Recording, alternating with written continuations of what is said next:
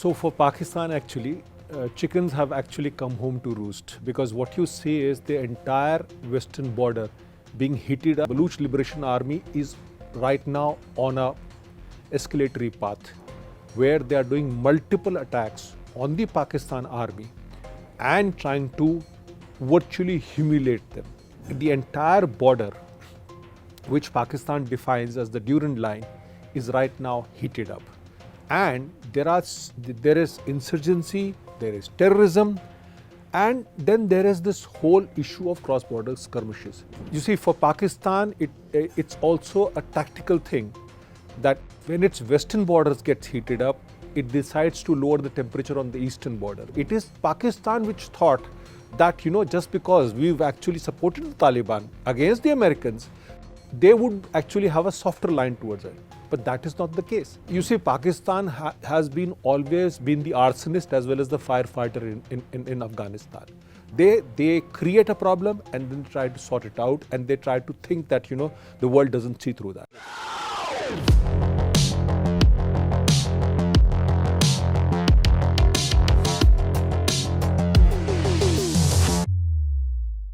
Hello and welcome. Let's focus on Pakistan this week and the multiple flashpoints that we are seeing in the country. There's the constant northern skirmish which is happening with Taliban, and then there is the Baloch issue. On 11th of March, we saw an entire train being hijacked with over 100 people being taken hostage. The Pakistan army had to fight a bloody battle to rescue the hostages. And to talk of all of this, as always, we have Executive Editor of Hindustan Times, Mr. Shishir Gupta. Welcome to the show. You've been watching Pakistan for a while now. What do you think is exactly happening there with so much of chaos and conflict which is going within the country? So for Pakistan actually, chickens have actually come home to roost, because what you see is the entire western border being heated up with escalation, insurgency, cross-border skirmishes, and the entire region actually is in a very heated phase. So you have three things that are happening.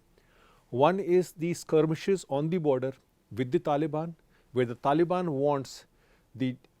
wants Pakistan that Durand line is not the international border. They define their border where the Pashtuns live, which is much more deeper into Pakistan territory and virtually subsumes the Khyber Pakhtunkhwa. Then you have the Baloch issue, which is the Baloch Liberation Army is right now on a escalatory path where they are doing multiple attacks on the Pakistan army and trying to virtually humiliate them. Then the third issue is that you have the activity of the Tehreek-e-Taliban Pakistan and some new groups also coming in. So the entire border, which Pakistan defines as the Durand line, is right now heated up.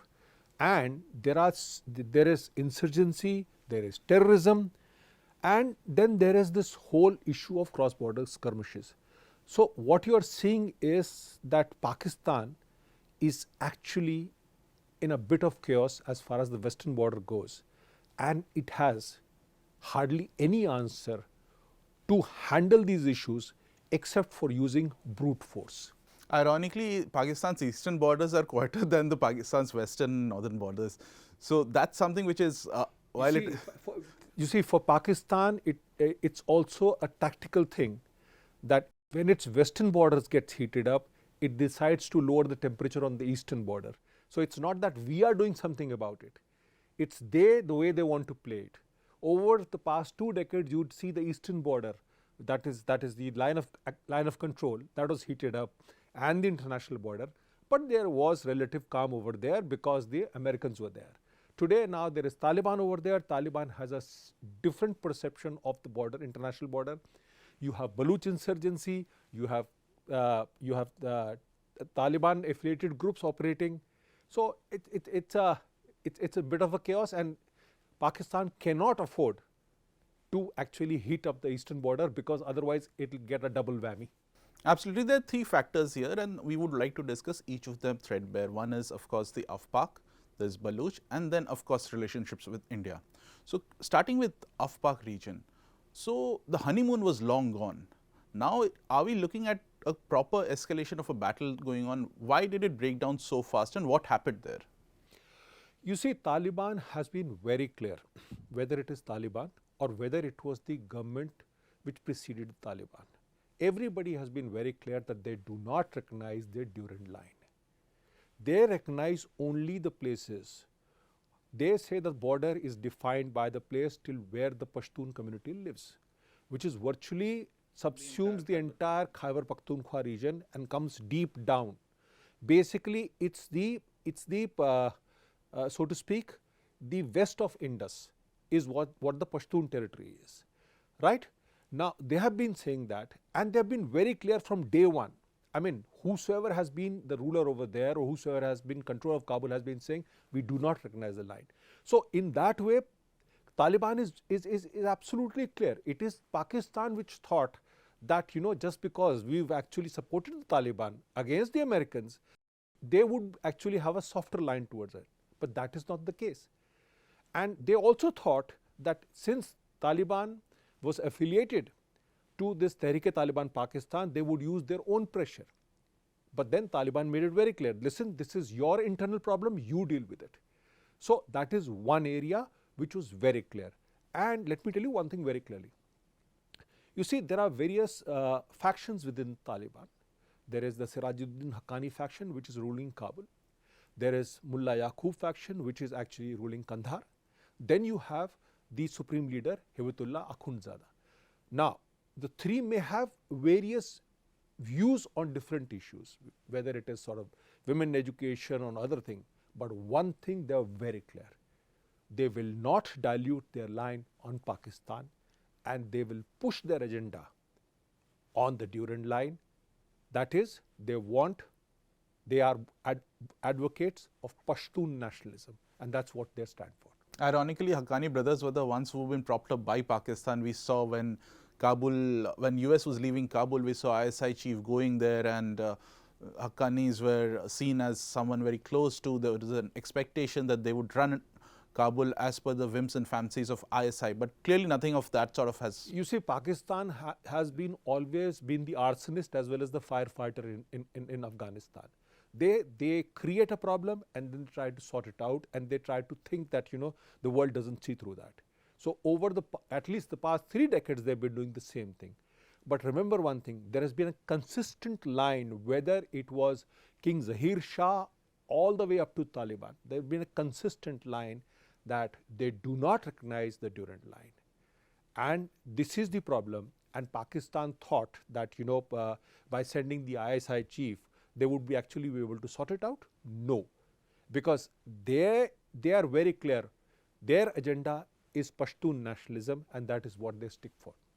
Now, moving on to the Baloch issue, BLA we have seen is growing massively, and what we saw on March 11th was an unseen, unheard of incident wherein train entirely was hijacked. So what is happening there? Is it something that Pakistan thought wasn't a big problem until it became a huge one?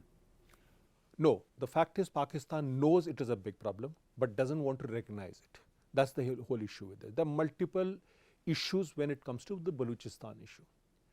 First one is that the Balochis believe that the Punjabis who rule Pakistan through the army have connived with the Chinese to strip Balochistan of its natural resources. That they cannot allow. It's a very poor state. It's a state which has much less per capita income than other parts of Pakistan, particularly Pakistan, Punjab. It is a state which has been deprived. It is a state which has not seen any governance. And the Baloch nationalism factor goes way, way back, even before the Pakistan became independent. One is that. Second thing is that there has been an issue of abductions, kidnappings, and missing youth in Pakistan, in Balochistan. And that has been a very serious issue. Now, if you look at what has happened, today, all the 3 universities in Balochistan have been closed, and they've all asked students to move online. Such is the level of protest over there. So there is this problem which has been growing over the years, And Pakistan thought the only way out of it was to make this Balochistan into a security state where nothing would move till the army wanted it. Now, over the years, you will see the Baloch Liberation Army, particularly the Majid Brigade, which has the capability, has been attacking the Pakistan army helicopters, has been attacking the Chinese. This one, the Jafar Express thing on March 11, was definitely an escalation, which shows military planning, which shows that the idea was to humiliate the Pakistan army and tell the world that Baloch insurgency is alive. That is what it is, and this escalation will continue, and the tussle with the Pakistan army will continue. So that brings me to the question that, the Pakistani establishment was very quick. The very next day, Pakistan pointed fingers at India, said that the Baloch Liberation Army is working as per the plans and as per the guidelines being set by the Indian agencies. How much truth is there in this accusation? See, Pakistan has lodged a protest with Afghanistan, saying that that they have a link to the Baloch Liberation Army over the Jafar Express attack. Pakistan also, which it always does, if anything happens in Pakistan, they start pointing fingers at India. India has made its position very, very clear that it has nothing to do with this Balochistan thing. Now, the point in this is that Pakistan thinks that the problem they are facing is all due to India, all due to Afghanistan. But the problem actually is Pakistan. It is over the years that they have actually nurtured terrorist groups, nurtured insurgent groups, and they are coming back to bite them.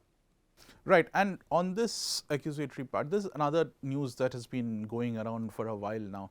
It is about the alleged killing of Abdul Qatil, who's a known elite operative commander who was close to Hafiz Saeed Iswin. There's been news that he's been killed in an operation, and also that Hafiz Saeed himself was injured. How much truth is there to all of these claims and counterclaims which have been going on so far? Subhajit, we have no proof of anything, and I am not going by the social media. Let the proof come out. My understanding is that over the years there have been stories of Hafiz Saeed being sort of injured, killed, this, that. Similarly, Masood Azhar injured, killed, suffering, so on and so forth. The proof of the pudding lies in eating. Let the proof come out, and then we'll talk about it. So far, there is no proof per se to say that there has been even Abu Qatil being killed or not killed. See, my understanding is that we do not really have proof. And my understanding is that Hafiz Saeed definitely is not injured. So that is where it is. And rather than speculate on something, it's best to deal with the proof and best to understand what is happening over there in Pakistan, because Pakistan uses social media for multiple plays. And I don't want to start believing a lie unless I know the truth. Absolutely. In this post-truth era of deep fakes, it is unless we are completely confirmed, it's very difficult to go ahead with any angle. We don't know who's playing who there. But that also brings us to the question about India-Pakistan relationship. So where do things stand now, and are we going to see any sort of resumption of dialogues anytime soon in the coming future? See, recently Prime Minister Narendra Modi has made a podcast where he makes it very clear as to what he had done to promote bilateral ties and how Pakistan betrayed it. You've had statements from the External Affairs Minister Jaishankar saying the same thing. Now, the point in this is that you must understand, let me take you back to some time where Prime Minister Narendra Modi took a huge decision of going to Lahore from Kabul to promote bilateral ties. And this was December 25th, 2015, right? On January 2nd was the Pathankot attack. A sheet of paper that was recovered from the vehicle which carried the terrorist to the Pathankot airbase showed the date of December 25th, 2015, which what they called was the Afzal Guru squad. So the day Prime Minister took this momentous decision to promote bilateral ties was the day when Jaish-e-Mohammed decided to attack the Pathankot base. So the point in this is nothing will really move substantially till such time Pakistan can address the cross-border terrorism, can address these two particular groups which are all out to target India, which are all out to ensure that Kashmir goes on the boil again.